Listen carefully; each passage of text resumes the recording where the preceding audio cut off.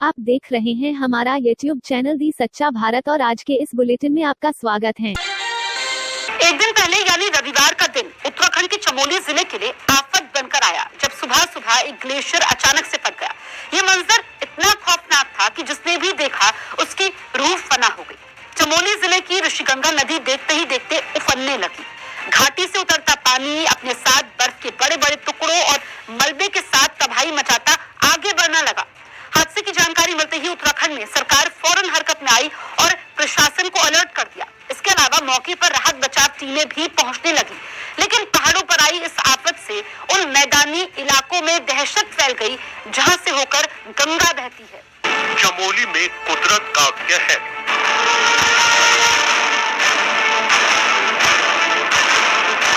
जल प्रलय का भयानक मंजर।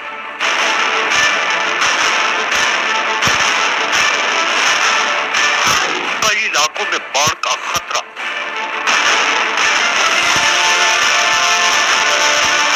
ग्लेशियर टूटने से भारी तबाही।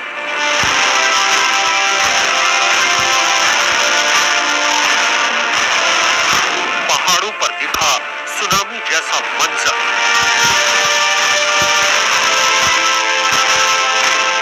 अभी टला नहीं है बर्बादी का खतरा।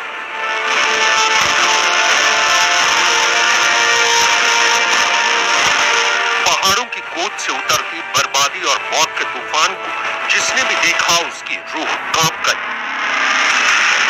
राज्य में जितने भी ये साइड काम कर रहे थे सब दब गए होंगे।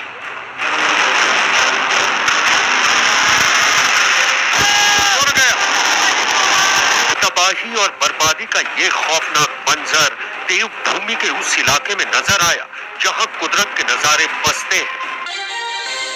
जिले के केसर कस्बे के पांचला रोड के पास एक कूलर की फैक्ट्री में अचानक आग लग गई। शुरुआती जांच में इसका कारण शॉर्ट सर्किट बताया जा रहा है। इस फैक्ट्री में आग से कूलर सहित अन्य सामग्री जलकर खाक हो गई। घटना की जानकारी मिलने पर नागौर नगर परिषद की फायर ब्रिगेड की गाड़ियां पांचला रोड स्थित कूलर की फैक्ट्री तक पहुंची। इसके बाद आग पर काबू पाया गया। केसर इलाके में आग जे अम्बे एंटरप्राइज कूलर की फैक्ट्री में लगी। आग की लपटें देख ग्रामीण भी मौके पर पहुंचे। नागौर से पहुंची फायर ब्रिगेड की गाड़ियों और पानी के टैंकरों की मदद से आग पर काबू पाया गया। बड़ी मात्रा में कूलर में इस्तेमाल होने वाले प्लास्टिक का सामान जलकर खाक हो गया। फैक्ट्री के आसपास काला धुआं छा गया।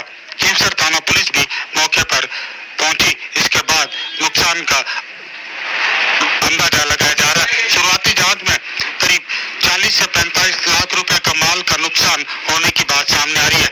वहीं काफी संख्या में फैक्ट्री में पड़ा सामान लोगों ने बाहर निकाला। आज की लेटेस्ट न्यूज अपडेट्स में हम जानेंगे उत्तराखंड में ग्लेशियर टूटने से बड़ा हादसा, 170 लोगों के मारे जाने की आशंका। पीएम मोदी ने किया असम और पश्चिम बंगाल का दौरा। पहले टेस्ट के तीसरे दिन भारत ने पहली पारी में 6 विकेट गंवाकर 257 रन बनाए। पॉर्न वीडियोस को लेकर एक्ट्रेस और मॉडल गहना वशिष्ठ हुई गिरफ्तार और ऐसी तमाम बड़ी खबरों पर डालेंगे नजर। तो चलिए फटाफट शुरुआत करते हैं। उत्तराखंड में रविवार सुबह करीब 10:30 बजे बहुत बड़ा हादसा हुआ जिसने 7 साल पहले हुए केदारनाथ त्रासदी की भी याद दिला दी। कल दरअसल चमोली जिले के तपोवन में ग्लेशियर टूटकर ऋषि गंगा नदी में गिर गया। इससे बेतहाशा बाढ़ के हालात पैदा हो गए और धौली गंगा पर बन रहा बांध बह गया। तपोवन में एक प्राइवेट कंपनी के Rishi Ganga hydro power project और सरकारी कंपनी एनटीपीसी के प्रोजेक्ट पर काम चल रहा है। सबसे ज्यादा नुकसान यही हुआ। देर रात नदियों का जलस्तर दोबारा बढ़ने पर चमोली जिला प्रशासन ने किनारों पर रहने वाले लोगों को अलर्ट कर दिया है। हादसे में 170 लोगों के मारे जाने की आशंका है। एनटीपीसी प्रोजेक्ट साइट से 10 शव बरामद किए जा चुके हैं। यहाँ 2 टनल हैं। आईटीबीपी के डीजी विवेक पांडे ने बताया कि पहली टनल में फंसे सभी 16 लोगों को निकाल लिया गया है। वहीं दूसरी टनल से देर रात 12 लोगों को रेस्क्यू किया गया। वहाँ कम से कम 30 लोग अब भी फंसे हुए हैं। राज्य के डीजीपी अशोक कुमार ने बताया कि 900 मीटर लंबी इस टनल में पानी बढ़ जाने से रेस्क्यू ऑपरेशन रोकना पड़ा। उत्तराखंड पुलिस के मुताबिक श्रीनगर, ऋषिकेश और हरिद्वार में पानी का स्तर खतरे के निशान से ऊपर जा सकता है।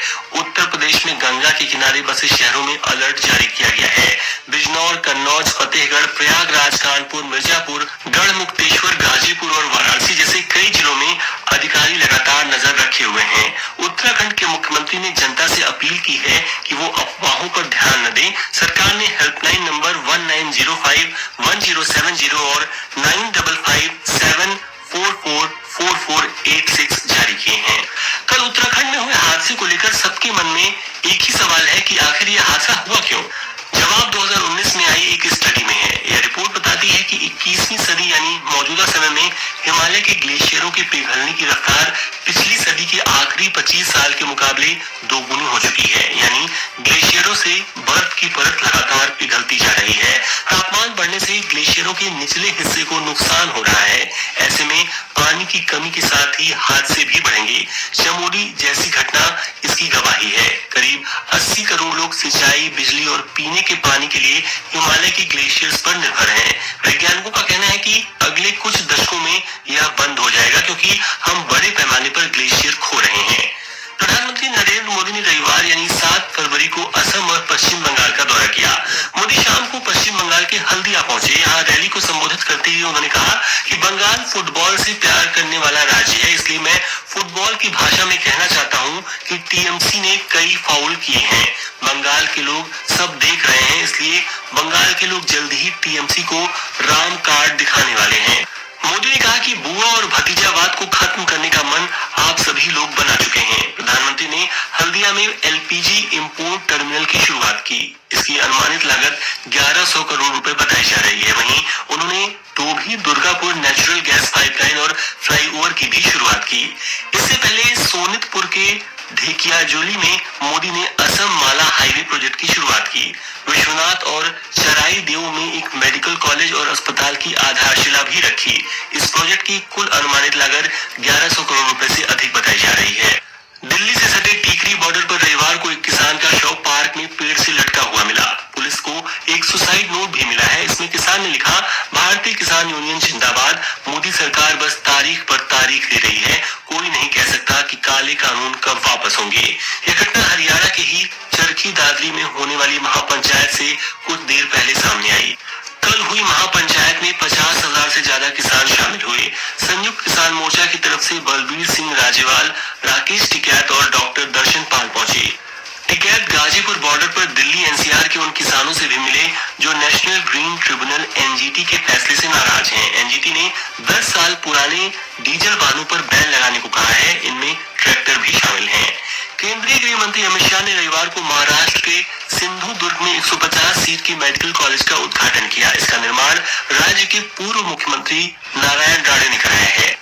बाद में उन्होंने भावी मुख्यमंत्री उद्धव ठाकरे के लिए कहा कि आज जो आप कर रहे हैं, यही अगर हमने पहले किया होता तो आपकी पार्टी का अस्तित्व भी नहीं होता। हमें यह रास्ता पसंद नहीं है। हम जन कल्याण, अंत्योदय, राष्ट्रभक्ति और राष्ट्र कल्याण के मार्ग पर चलते हैं।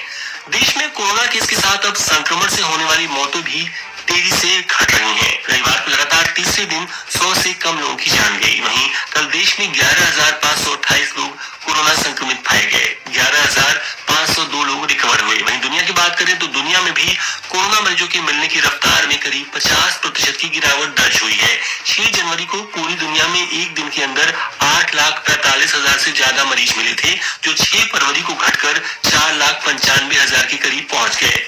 मौत की रफ्तार में भी 20% की गिरावट हुई है।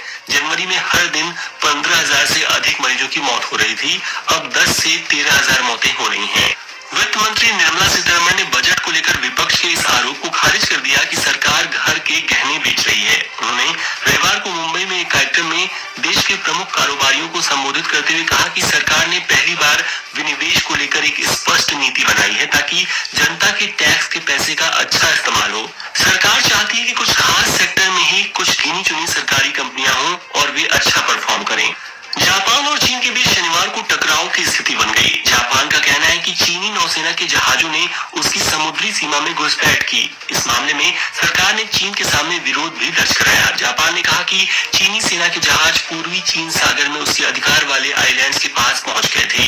चीन भी इन पर दावा करता रहा खेल जगत के मुख्य समाचार। भारत और इंग्लैंड के बीच चेन्नई में पहला टेस्ट खेला जा रहा है। तीसरे दिन का खेल खत्म होने तक भारत ने पहली पारी में 6 विकेट गंवाकर 257 रन बना लिए हैं। वॉशिंगटन सुंदर 33 रन और रविचंद्रन अश्विन 8 रन बनाकर नॉट आउट हैं। टीम इंडिया की शुरुआत बेहद खराब रही। रोहित शर्मा 6, शुभमन गिल 29, कप्तान विराट कोहली 11 और उप कप्तान अजिंक्य रहाणे सिर्फ 1 रन बनाकर सस्ते में चलते बने। भारत की ओर से ऋषभ पंत ने सबसे अधिक 91 रन की पारी खेली। वहीं चेतेश्वर पुजारा ने 73 रन बनाए। इंग्लैंड के ऑफ स्पिनर डॉम बेस ने 4 विकेट लिए। इंग्लिश टीम पहली पारी में 578 रन पर ऑल आउट हुई थी। इस लिहाज से भारत को फॉलो ऑन से बचने के लिए अब भी 122 रन की जरूरत है। इस बीच टीम इंडिया के लिए एक अच्छी खबर भी आई है। तेज गेंदबाज मोहम्मद शमी फिट हो गए हैं और वे तीसरी टेस्ट मैच से चयन के लिए उपलब्ध हो सकते हैं। शमी ने शनिवार को बेंगलुरु में मौजूद नेशनल क्रिकेट एकेडमी (NCA) में नेट्स पर बॉलिंग की। वेस्टइंडीज ने बांग्लादेश के खिलाफ 2 टेस्ट मैचों की सीरीज के पहले मुकाबले में ऐतिहासिक जीत दर्ज कर ली है। करियर का पहला टेस्ट खेल रहे काइल मायर्स की नाबाद डबल सेंचुरी यानी 210 रन की पारी की बदौलत कैरेबियाई टीम ने चौथी पारी में 7 विकेट खोकर 395 रन का टारगेट हासिल कर लिया। भारतीय टेनिस खिलाड़ी अंकिता रैना ने ऑस्ट्रेलियन ओपन टेनिस टूर्नामेंट में वुमेन्स डबल्स के मेन ड्रॉ में जगह बना ली है। इसी के साथ अंकिता ओपन एरा यानी 1968 के बाद से किसी भी ग्रैंड स्लैम के मेन ड्रॉ में पहुंचने वाली 5वीं भारतीय महिला बन गई हैं। अंकिता रोमानिया की मैयाला बुजारेंस्कू के साथ मैदान में उतरेंगी। 7 दिवसीय होगी भागवत कथा। विश्व हिंदू परिषद एवं प्रभात फेरी संकीर्तन के तत्वाधान में 7 दिवसीय भागवत कथा का आयोजन गोवत्स राधा कृष्ण जी महाराज के श्रीमुख से 22 फरवरी से होगी। भागवत कथा आयोजन समिति के परमेश्वर जोशी ने बताया कि 22 फरवरी से कथा प्रारंभ होगी जो 28 फरवरी तक चलेगी। जोशी ने बताया कि नागा बाबा बगीची में यह कथा दोपहर 2 बजे से 5 तक संगीतमय कथा होगी। नए कृषि कानूनों के विरोध में करीबन 3 महीने से किसान दिल्ली को घेरे हुए हैं। वहीं कृषि कानूनों को लेकर केंद्रीय मंत्री कैलाश चौधरी ने कहा कि यह कानून किसान हितैषी है। विपक्ष पर भी उन्होंने जमकर निशाना साधा। ऐसा है कि ये पूरा देश देख रहा है कि किसानों से और किसान यूनियन के नेताओं से कौन बात नहीं कर रहा है। 11 दौर की वार्ता हो चुकी है और सौहार्दपूर्ण वातावरण के अंदर वार्ता हुई है और कह सकता हूं कि ये कानून जो बने वो किसान के हित के लिए बने और मोदी जी की सरकार लगातार प्रयास कर रही है। इस तरह विपक्ष है वो इनको भड़काने का काम कर रहा है, आग में घी डालने का काम कर रहा है और किसान के कंधे पर बंदूक रखकर निशाना साधना चाह रहा है, लेकिन उसमें सफलता नहीं मिलेगी क्योंकि देश का किसान आज जहां कुछ लोग विरोध कर रहे हैं, लेकिन देश के अन्य अन्य क्षेत्र के अंदर करोड़ों करोड़ों किसान इस कानूनों का समर्थन भी कर रहा है। एमएसपी एक प्रशासकीय निर्णय है, प्रशासन का निर्णय, और प्रशासकीय निर्णय के आधार पर निरंतर आगे एमएसपी पर खरीद होती रहेगी और हर प्रतिवर्ष एमएसपी बढ़ाई जाती है और एमएसपी पर खरीद है वो भारत सरकार का कमिटमेंट है और निश्चित रूप से एमएसपी के ऊपर खरीद करेगी। मैं किसान यूनियन के नेताओं से ये भी निवेदन करता हूं कि अभी भी जो हमारे ये कानून है, इन कानूनों के अंदर आपको कहीं पर भी लगता है कि इसमें हमें संशोधन की आवश्यकता है तो उसके लिए तैयार है। वो सिर्फ एक बात करते हैं कि कानून को वापस लिया जाए, कानून को रिवील करने की बात कर रहे हैं। मैं तो ये कहता हूं कि और कुछ लोग काला कानून भी कहते हैं। मुझे एक बताइए इसमें काला कौन सा है जो बताएगी ये इसमें काला है। और ऐसे ही नए अपडेट पाने के लिए द सच्चा भारत चैनल को सब्सक्राइब कीजिए। धन्यवाद।